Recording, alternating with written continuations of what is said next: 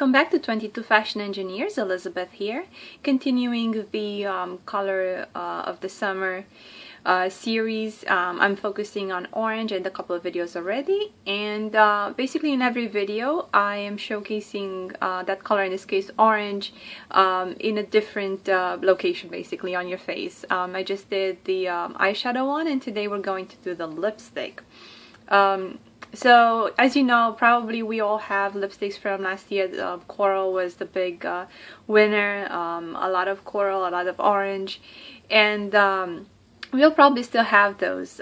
So this is a new, this is my take on a new way of wearing things, and kind of making use of what you already have.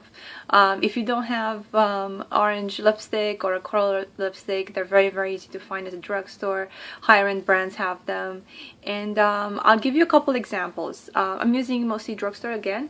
For the, let's see, Revlon makes 3 coral versions. I have here, let's see, these are them. So I have Kiss Me Coral, Coral Berry, and Siren. Siren is one of those that was advertised over and over. This is from the regular line. You can also find some oranges in the tubes that are green. They're quite bright, and I know also Maybelline has some neon colors out. They've been out for a while, so very easy to find. And I'm actually going to swatch these on my arm so you can see the difference. And pick a shade and a tone that's appropriate for you. This is the first one. It's called Kiss Me Coral. Okay, and I'm gonna swatch it on my arm right here so you can see it. Okay, very beautiful formula. So this is a little bit on the reddish side, and then we have Coral Berry. Okay, and here is Coral Berry, which is a little bit on the pink side. Okay, there we go. This is not as concentrated as the other one, and it's a little bit, slightly more sheer. And then I have here Siren, of course. Look at that. Okay, and Siren is the brightest of the 3. There we go. And then still from Revlon, I have one of their lip butters in 027 Juicy Papaya. So I'm going to put that on here. There we go. This is the color in the tube. And this is what it looks like. And of course, these are much sheerer and moisturizing. There you go. And I also have 2 L'Oreal's. This is one of the newer L'Oreal lipsticks in Everbloom. There we go. And the formula on these is beautiful. I absolutely love these. They're thick, but they're creamy. There we go, we're at an angle. This is it shows a little bit more pink on camera than it is in real life. And then this is one of their very bright, I don't know what this is called, but this is in Fiery Veil 177. And this is the one I'm going to showcase today. This is the truest orange that you will find. There we go. Now this is a little bit sheer too, which makes it easier to wear, right? Okay, and it's very juicy. So the way I'm going to wear orange on my lips today is to really contrast the brightness of it and the intensity with more toned down, more neutral colors, okay, in the same family. Let me see if I got all this off. Okay. I'm actually going to start by applying the lipstick. I think when you have such a showcase, such a showstopper, you want to showcase it. So I'm going to start with the lipstick, which is a little untraditional. And there we go.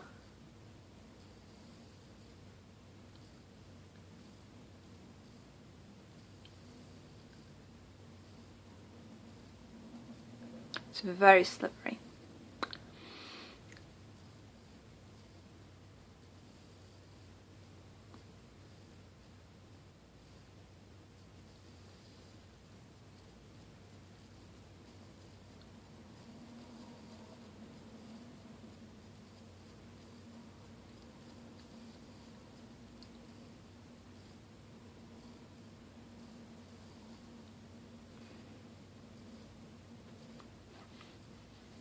Okay.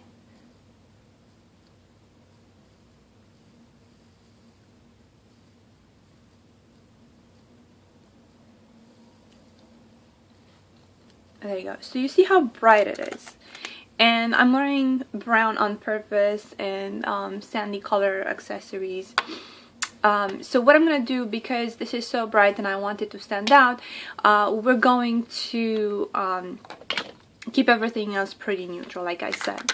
I'm going to start my eyeshadow with Pure Nude from Maybelline Color Tattoos. This was one of their limited, there you go. This was one of their limited edition colors. Oh, my hair is coming undone. Limited edition color tattoos. I think was the nude collection or something to that effect, and it's very, very close to, I think, barely branded in their permanent line. I really like this consistency, and I'm gonna apply it on with my fingers. It's just the easiest way since it's a cream product. And this I'm actually going to put all over my lid, but I'm not going to go crazy with how saturated it is. I'm going to put it on basically to support the powder eyeshadow, almost in place of an eyeshadow base, just because I like the sparkle. And when you put on a matte on top of the sparkle, when you have a powdered shadow like I have coming up just now, that sparkle sort of picks in and makes it a very polished, very interesting, almost satin color. So I'm going to come in with this little Wet n Wild Color Icon eyeshadow, and this is in the color Brule, Cream Brule. Alright, and I'm gonna take my Sonia Kashuk eyeshadow brush, and this is pretty much my skin but better, right? I'm gonna powder right on all over. There we go, and go all the way to the corner, because this color can very well serve as a highlight. But what I want is a very clean, crisp look to go with the lips. So see how pretty this looks on top of that color tattoo. Okay.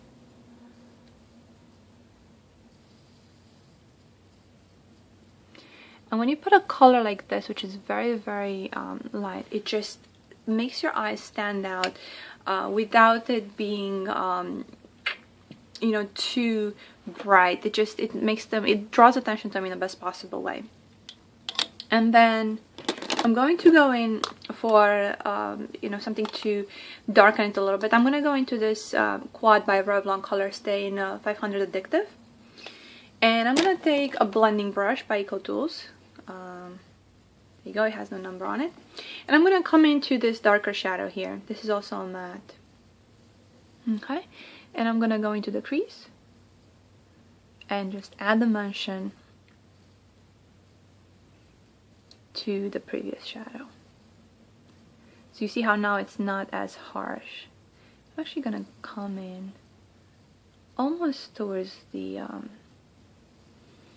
inner corner. Okay, if you need a little bit more, I'm gonna do a little bit as an outer V.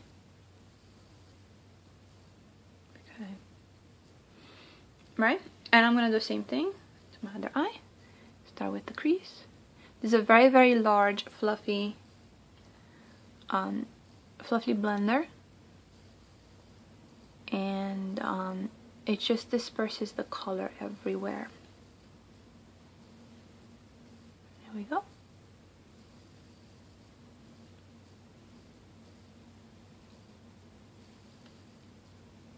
And of course you can stop whenever you feel is right. Otherwise we'll just keep going. But basically the eyeshadow is there. It's just to polish up your look so you don't have a naked eye. And then I'm gonna go in with a dark brown eyeliner. This is by L'Oreal. It's in the color 173 Espresso, if you can see. And this is the brush that comes with it by L'Oreal. Okay, it looks like that. And it's a very, very creamy eyeliner, very, very high quality. I'm super impressed with it. And what I'm going to do is I'm actually going to start at the outer edge, the outer corner, and bring it in.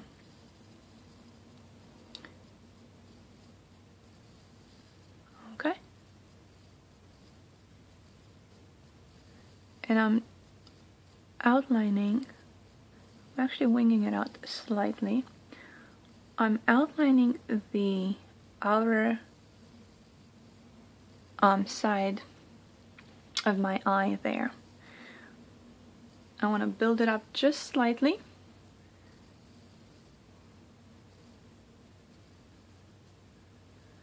And it blends in beautifully.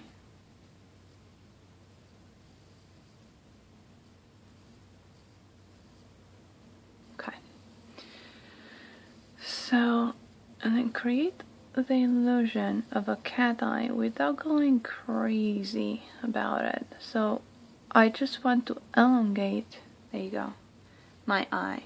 Okay, it's very chic looking, very European.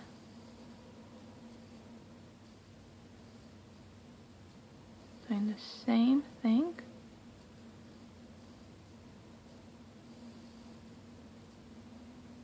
Going upwards.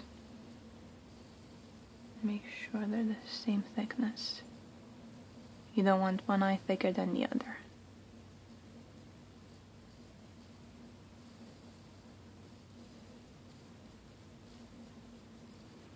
There we go. So now we have a very defined eye. It doesn't compete with the lip color. But it's there, right? It's finished. It's polished. And now we're gonna take some mascara. In this case, because I'm doing everything in brown, I'm gonna use my brown mascara in my Lashblast by Covergirl. And this I have in the color brown. There you go. It's clearly brown. So I really like this mascara because it's very easy to use. This is one of those mascaras that when you are in a rush and you need to get out the door in a couple minutes, this is the mascara that you use. It doesn't clump. It doesn't give you an overdone look. It's so easy to work with. And it's very volumizing. It's not as lengthening. So if you have very short lashes, this might not be the mascara for you as far as length goes. But if you're happy with the length of your lashes and you just want to add some quick volume, and I'm running out of this too, I wear it so much, then this is definitely a very, very, very good choice. This is going to be a repurchase for me. I find that CoverGirl mascaras are really easy to use and they deliver. So this was my everyday mascara for a very, very long time. So I diversified a little bit. So there we go.